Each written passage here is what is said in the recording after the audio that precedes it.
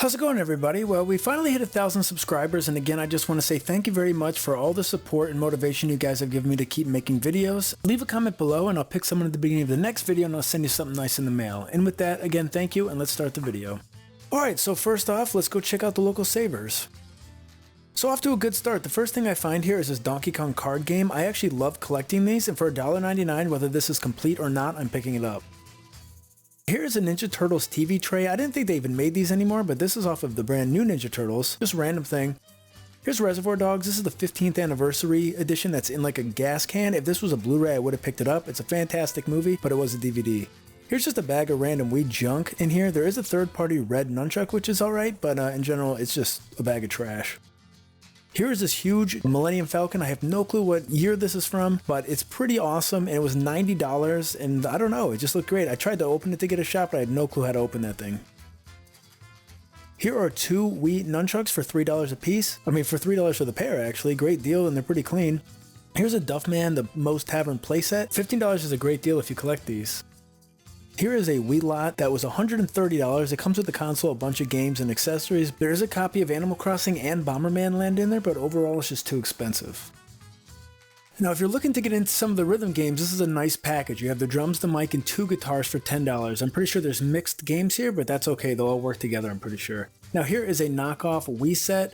This is over 80 exercise games in here. It's just like Wii Fit. $10. This was gone the next time I went, so somebody, I guess, wanted this, but it's definitely 10-footer territory. Now here's a Margaritaville. This thing is awesome. You can make all kinds of cocktails and margaritas and Mai Tais or whatever. $150 is steep though. Here's that V-Motion thing. I do want to find out if there's a good game on this thing because I see them all the time in all different colors. Nobody wants them. Here's the SpongeBob clock. I just love the look on his face. He's such a pirate in this. So good on you, whoever made this. It looks great. Here's a Boba Fett mask. These things are great for Halloween, just an easy costume. Pretty cheap, but I think the antenna was missing on this. Now here's some cartridges, something we don't see all that often, and there's an Xbox One over there. It was about $150, so I left it, but I did go through the carts. Here's what I found in there, Brutal Paws of Fury. This is a game that I know that nobody really likes, but it was only $6. Here's V-Rally, Rush 2049, and San Francisco Rush, all under $5, and then this Clear Smoke PS2 Dualshock controller. So that's the stuff that I'm probably going to pick up. I saw this copy here of Rock the Rink, and I don't know why I didn't pick it up. It was only 99 cents, and it was complete. I really should have just grabbed it. Here's 13 Dead End Drive. I just love the art in this game, and Halloween is coming up, so it could be a good time to play this. Here is an old Radioshack video editor. I don't know anything about this, but it was $4, and I don't know, just thought I'd just show it. Here's some stuff in the glass. Tasmania and Toy Story 3 were two games that I was actually looking for. So for a couple bucks a piece, complete, I am going to pick them up. And this racing wheel I don't want, and also this DS starter kit I don't want anywhere near me. Here are some SpongeBob Christmas ornaments. The first one is a big one, and then the other ones are multiple smaller ones that I guess you would hang to make a scene or something like that. I love this kind of stuff when they do this with characters everybody likes. Here's a Frogger plug-and-play. Now $9 isn't bad, but this has been released pretty much everywhere at this point, so having a dedicated machine for something like this is kind of just overkill. Here's a Super Simon. This is awesome. One of my favorite things in games is when people make either a two-player game into a one-player game or a one-player game into a two-player game where it kind of becomes really different, but it's the same at heart. So this is awesome. I didn't pick it up though. Here is a Player 2 wireless Atari joystick. Again, this doesn't have the receiver, so I'm not going to pick it up, and I always seem to find Player 2. I think this is the third time I found it, and check out that Ken doll right there, just chilling out. This is that Donkey Kong card game, and it's actually in really nice shape for how old it is. This is for 2 to 4 players, and it's made by Milton Bradley. I just love the art on this. It just looks so good. I do have some other video game board games like Pokemon, Tetris, and another Donkey Kong Country one. Like I said, I was going to pick this up whether it was complete or not for the $2, but here's all the stuff that it came with, and it actually was complete. It came with all of its pieces. The cool thing about these is whether you plan to play them or not, they just look great in the game room.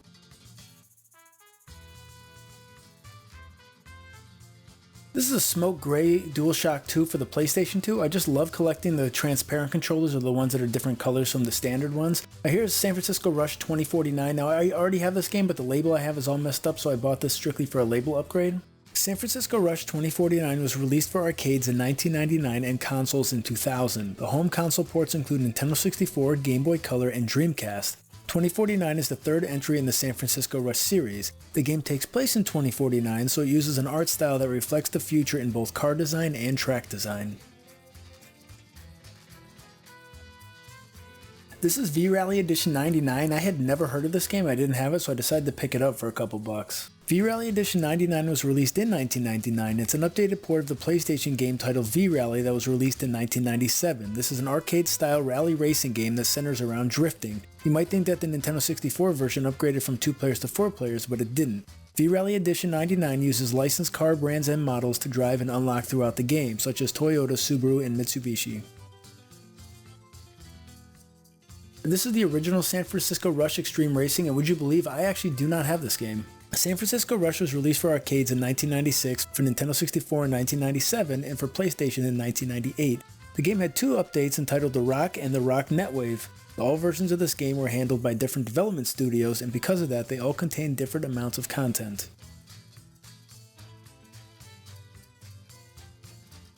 This is Brutal Paws of Fury, and the biggest thing that this game is known for is being like an M-rated fighting game. I was on the fence on picking this game up, but with 20% off it came to about $4.80 and it was complete in beautiful shape, so I decided to pull the trigger on it.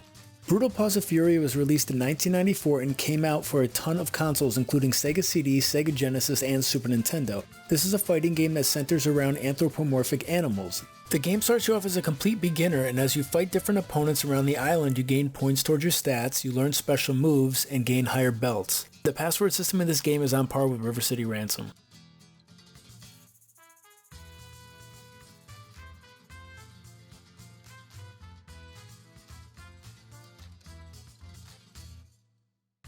Here's a copy of Tasmania. It was only $4 and it was complete. It's not in the best shape, but it works fine, and for that price complete, I was definitely going to pick it up.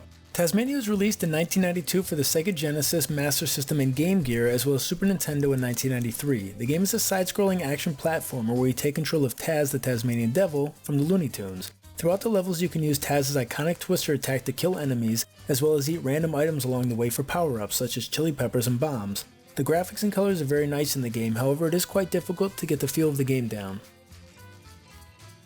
And for my final pickup at Savers, we have this complete copy of Toy Story 3 for the PlayStation 2. Now, out of all the versions of this, the PS2, the DS, the 360, and the PS3, this is the one I've seen the least. Toy Story 3 was released in 2010 for Nintendo DS, Wii, PlayStation 2, PlayStation 3, PSP, Xbox 360, and PC. The PS2 version has a story mode as well as mini-games. One of the mini-games is a Lost Vikings type game where you rescue Buzz as the aliens.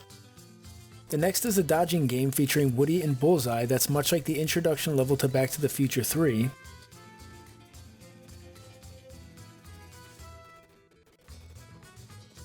And the last features Buzz trying to destroy Zurg.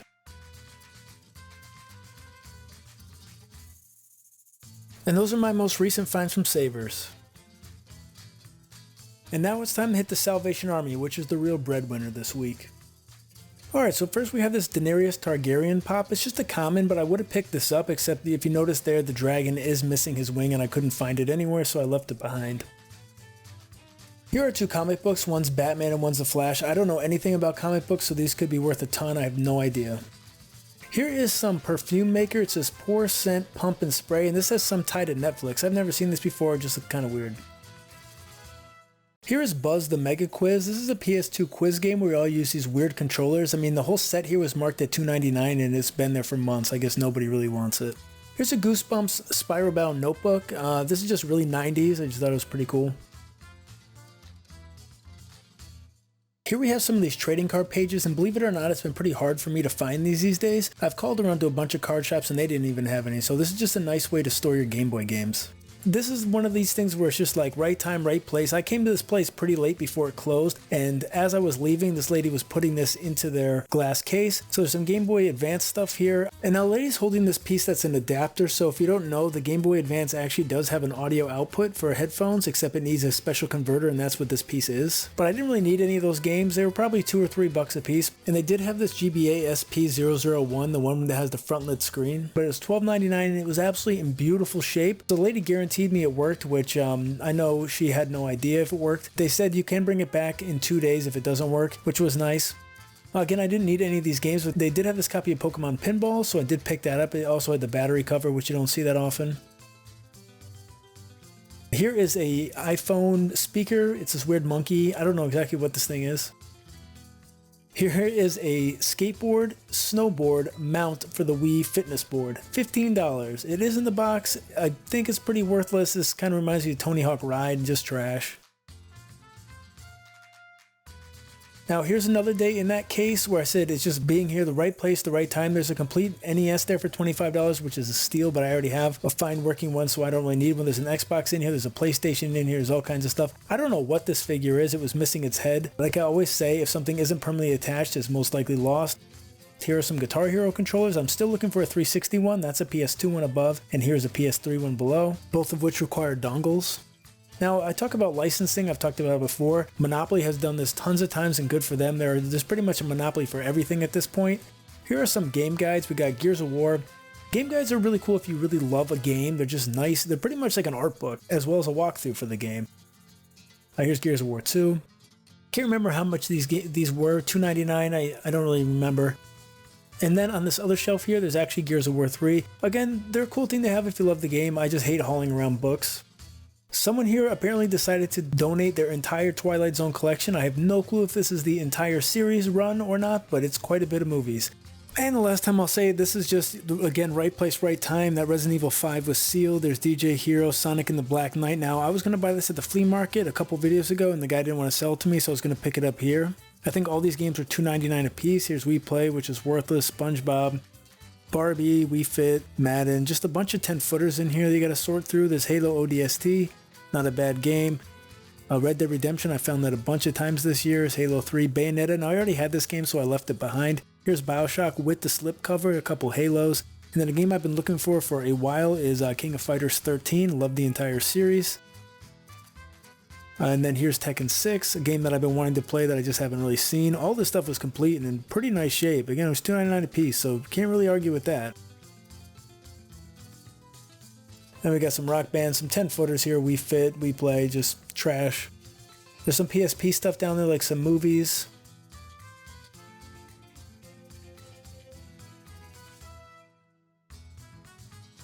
And then here we go. We got some DDR, Extreme Off-Road, Mini Desktop Racing, some dogs. Just 10-footers for days. Mario and Sonic at the Winter Olympics. I didn't have this game. Definitely grabbing that. Lego Star Wars. There's Cars. Some soccer games. Wii Music is trash. Super Mario Galaxy, always grab it when you see it. Great game. NHL. Here's Mario and Sonic at the Olympic Games. This is the summer one from '08. I didn't have that one either. Just Dance, High School Musical. Cheer Squad, just a bunch of 10-footers, just trash here. NHL 2K9, Water Sports. And then they had one more stack. There's just tons of games here. Dead Space, Grand Theft Auto 4, which I already have. Left 4 Dead, which I picked up a couple weeks ago. Great game, one of my favorites of all time. Street Fighter 4 is a great game, but I already had it. Guitar Hero 3 I would pick up because it was in great shape, and I'm kind of back on the Guitar Hero train these days. This Assassin's Creed Brotherhood was sealed, but I don't want it, and then Mass Effect. I knew that the King of Fighters 13 had this soundtrack, so I went looking for it just in case someone had donated it, and sure enough, I found it in the back. Again, this was all right before they were closing, and I found it in the back, and I convinced the lady to actually give this to me for free, which was an exercise in futility because she really didn't want to.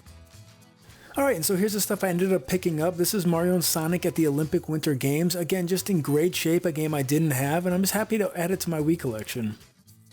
Mario and Sonic at the Olympic Winter Games was developed by Sega and released in 2009 for the Nintendo Wii and DS, and specifically represents the Vancouver 2010 Olympic Winter Games. This time there are more characters, more events, and a balanced board integration. Some of the events including are skiing, snowboarding, figure skating, curling, and ice hockey. The game sold over 5 million copies worldwide.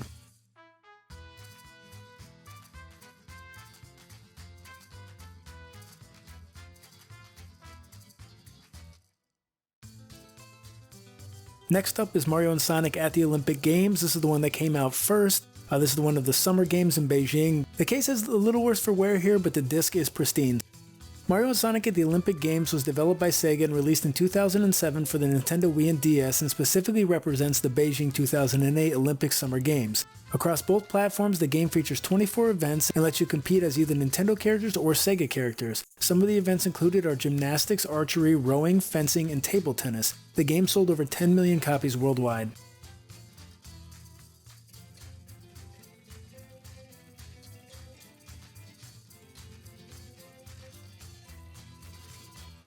Next up is Sonic and the Black Knight. Now this was one of those storybook series. I was going to buy this at the flea market a couple weeks ago, but the guy wouldn't sell it to me. This actually had a blue tag, so it was half off, so it only cost $1.50. Sonic and the Black Knight was released in 2009 exclusively for the Nintendo Wii. This is the second game in the Sonic storybook series, following 2007's Sonic and the Secret Rings. No other games have been added to the lineup since. This time Sonic gets transported to the world of King Arthur and fights his way through enemies like dragons instead of his normal foes. This game does use the Wiimote functionality to swing Sonic's sword.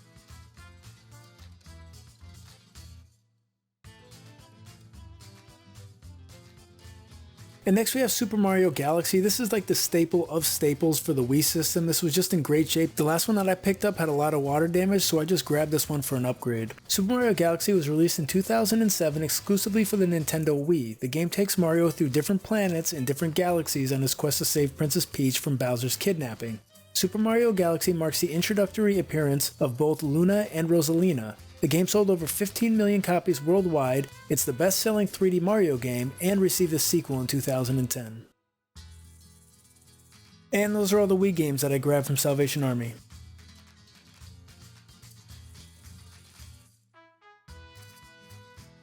Okay, so here's the 360 stuff. First up is Guitar Hero 3 Legends of Rock. I picked this game up a bunch, but I've traded the copies that I've had, and now I'm trying to get back into the Guitar Hero game, so I was definitely going to pick this one up. Guitar Hero 3 was developed by Neversoft and released in 2007 for PlayStation 2, PlayStation 3, Nintendo Wii, Xbox 360, and PC. The game is the third main installment and the fourth release in the series due to Rock the 80s and is packed with 73 playable songs. Guitar Hero 3 was the highest selling game of 2007 and reached $1 billion in sales revenue. Next up is Red Dead Redemption. I know I've picked this game up a bunch. The sequel is about to come out in another month, but it was just in such good shape I couldn't leave it behind. Red Dead Redemption was developed by Rockstar Games and released in 2010 for the PlayStation 3 and Xbox 360. It's a sandbox game along the lines of Grand Theft Auto, except with a Western theme. The game follows John Marston as he attempts to save his family in the American Old West of 1911. The game was given a standalone zombie edition called Undead Nightmare in 2010 and a prequel in 2018. The game sold over 13 million copies worldwide. And here's Tekken 6. This is a game that I don't even remember coming out. It's just so far off my radar, it's one that I completely missed, but finding it here, I was definitely going to pick it up as a game I've definitely been wanting to try out. Tekken 6 was developed by Namco and released in 2007 for the arcade and 2009 for PSP, PlayStation 3, and Xbox 360. Tekken 6 immediately follows Tekken 5, however it's actually the 7th game in the series because of Tekken Tag Team Tournament. Before beginning the game, an animated movie goes through the entire timeline to get you up to speed on all the events leading up to Tekken 6. There are over 40 characters included in the game as well as a beat 'em up mode in addition to the fighting game. Tekken 6 received a sequel in 2015. And finally for the 360 stuff, here's King of Fighters 13. Now I am a huge SNK fanboy, so I've been looking to pick this up. I've been holding off to find one that came with the soundtrack. King of Fighters 13 was developed by SNK and released in 2010 for the arcade and 2011 for PlayStation 3, Xbox 360, and PC. The North American release was published by Atlas. King of Fighters 13 actually takes place after King of Fighters 11. The game is a 3-on-3 fighter and has a roster of over 30 characters. When the game originally released, it was packaged with a 4-disc soundtrack featuring 101 songs spanning the entire series.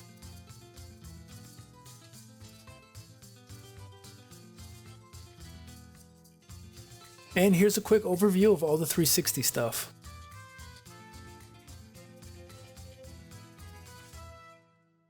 And here's a closer look at that soundtrack. This is a 4-disc soundtrack with 101 songs that span from King of Fighters 94 to 13. This was given away for free with the game. So here's the first disc. It has songs from 94, 95, 96, 97, and some from 13. Here's the second disc. It has songs from 98, 99, 2000, 2001, and then here's the third disc here. It has songs from 2002, 2003, King of Fighters 11, King of Fighters 12, King of Fighters 13, and then the final disc here, 4, is solely dedicated to some of the songs from King of Fighters 13. Overall, it's a beautiful set and it's something that they did not have to give away for free. And finally, here's the handheld stuff. This is a copy of Pokemon Pinball. It does have the battery cover. I do have this game already, but there's writing all over the label, so I decided to pick it up because it was only $1.99.